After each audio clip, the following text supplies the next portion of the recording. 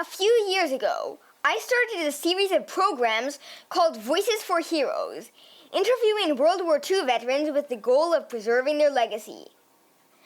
Often I thought, how would it feel to be talking with these men and women at the time those events were taking place, being there?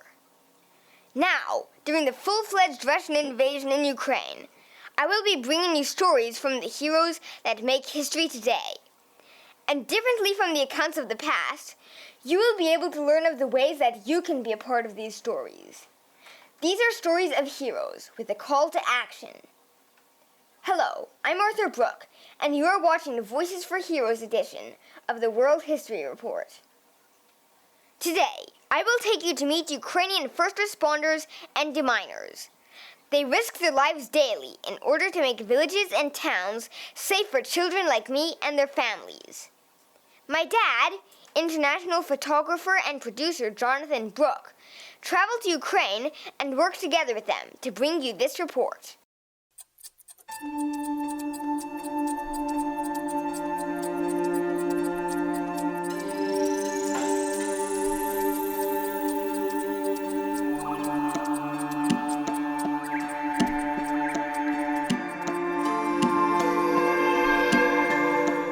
It's American Javelin in work. This is the story of men and women who take on the challenge and face the danger day in and day out.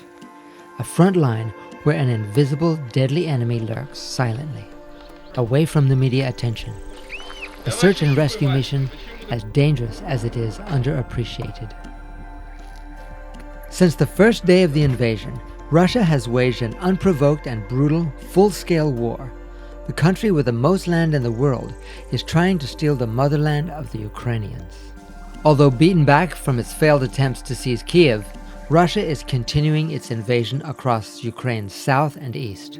The world has now heard of Bucha, Irpin, Borodyanka, and atrocities unheard of in the 21st century that took place here.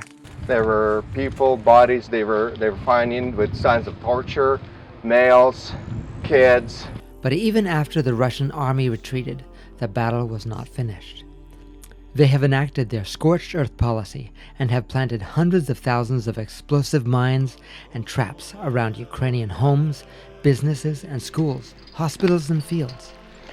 When the Ukrainian forces took the station back, they came back. The station was heavily booby-trapped with multiple UXOs and IEDs all around and inside the station. Death and destruction lying in wait that will continue to haunt the land. This was a booby trap.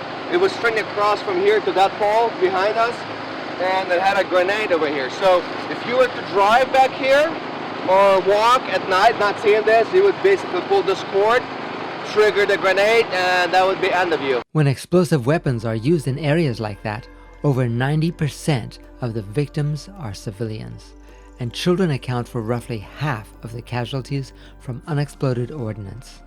Ukraine is already among the most mine-contaminated places on Earth, endangering children who live, play, and go to school in areas littered with landmines, unexploded ordnance, and other explosive remnants of war. According to demining experts, roughly 10 to 30% of explosive weapons used do not explode as intended, and many others are abandoned. Okay, Jonathan, follow me step by step.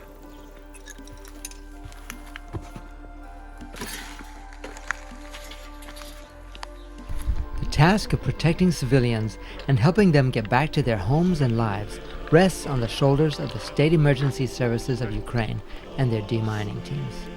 These unsung heroes, working with the fire departments, are doing the impossible, with limited supplies in the midst of an active war, protecting thousands of lives of the most vulnerable.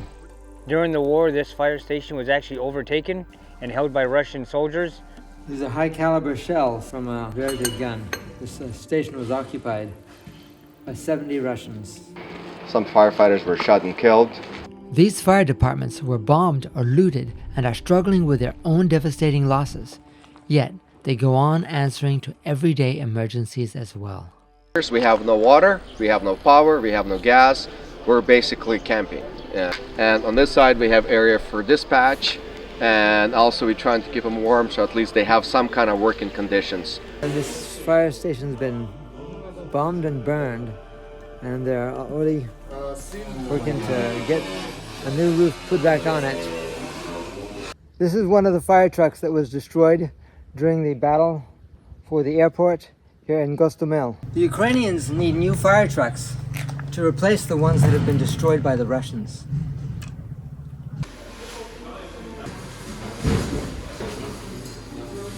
While efforts are being made to re-equip these stations, the needs are much greater, and they only grow by the day with new relentless attacks and destruction of civilians and cities across the country.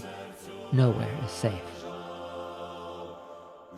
The United Nations Secretary General has called this work an investment in humanity, and Ukrainian first responders need our help with this noble and extremely dangerous task. It's estimated that almost half of Ukraine's territory by now has been contaminated by explosive ordnance. People's houses, gardens, fields, parks, playgrounds, and roads where children and their parents face death from explosion at any time. These first responders need an enthusiastic public base of support to get behind them and show them that we care and appreciate them for their sacrifices to make their cities, towns, and villages safe to live in again. People around the world are rallying in support of Ukraine, and we are witnessing demonstrations here in Santa Monica right now. Now that they have the station back, we're actually here helping clean up and helping get the station back in service so they can continue their duty to protect their communities here in Ukraine. But many people giving a little help and makes a big difference. Snowballs. Yeah, that's it. Destroyed flag with a bullet hole through it, the flag of the Ukrainian Emergency Services, and up there working around it. Ukrainians want to return to their homes and make them safe for their children. And even in the middle of the war, they do what they can.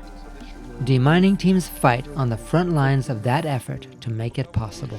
They need people in other countries who are motivated and driven to start local initiatives that will raise and send them the support that they need and materials they lack. They may have years of work ahead of them, but they need our help now, because supporting Ukrainian emergency services and their work of demining saves lives today. І ми уйдемо. Так, скільки у нас? I hope you enjoyed that brief look into the lives of these brave heroes. Thanks for watching, and let's do what we can to help them in the work they are doing.